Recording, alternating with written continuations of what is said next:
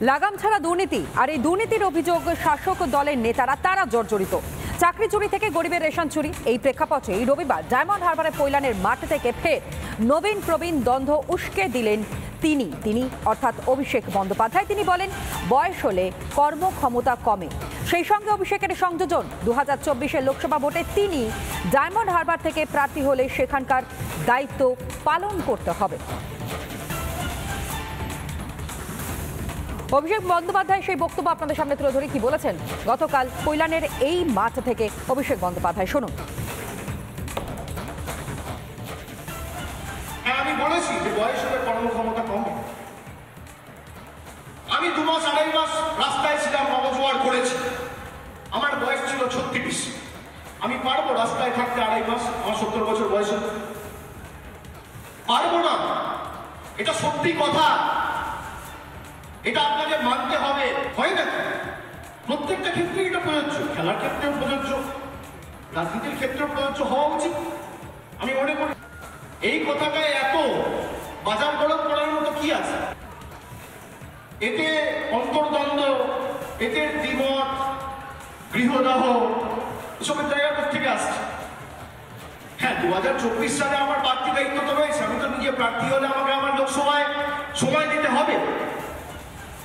আমি যদি ভেবে নিই না আমি অনেক বড় নেতা, আমি লোকসভা দেখবো না, আরে যে পঞ্চায়েতের নেতা তাকে তো তার পঞ্চায়েত দেখতে হবে, তারপর তো আপনি ব্লকের নেতা।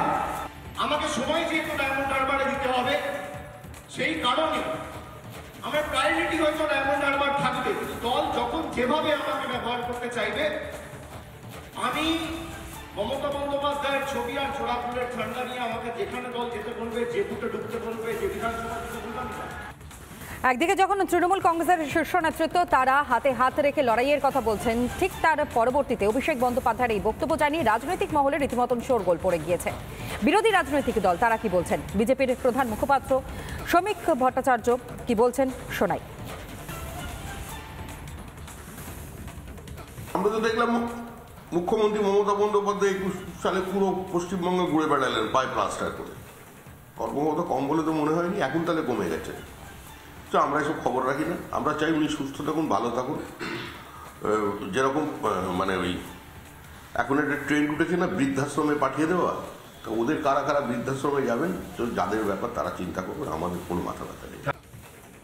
শ্রমিক ভট্টাচার্যের বক্তব্য আপনাদের সামনে তুলে ধরলাম। বিমান বসু তিনি বা কি বলছেন, শোনাই।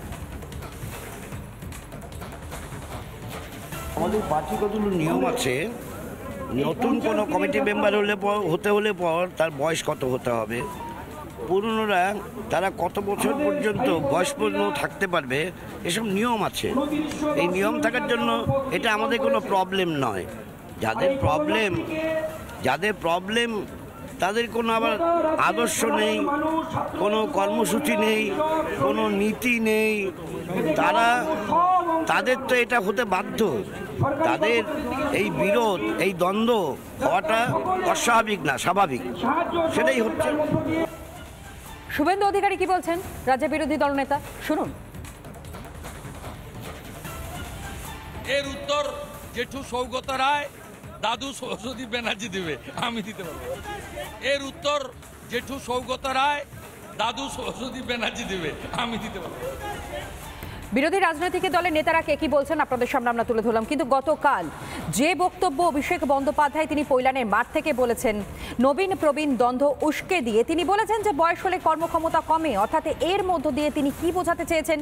এবং একই সঙ্গে অভিষেক বন্দ্যোপাধ্যায় যেমনটা সংযোজন 2024 অর্থাৎ যে আগামী লোকসভা নির্বাচন, 2024 লোকসভা ভোট, এবং সেই ভোটে তিনি ডায়মন্ড হারবার থেকে প্রার্থী হলে সেখানকার দায়িত্ব পালন করতে হবে বলেও মন্তব্য করতে গতকাল শোনা গিয়েছে অভিষেক বন্দ্যোপাধ্যায়, তৃণমূল কংগ্রেসের সেকেন্ড ইন কমান্ড বলা চলে এই অভিষেক বন্দ্যোপাধ্যায়কে।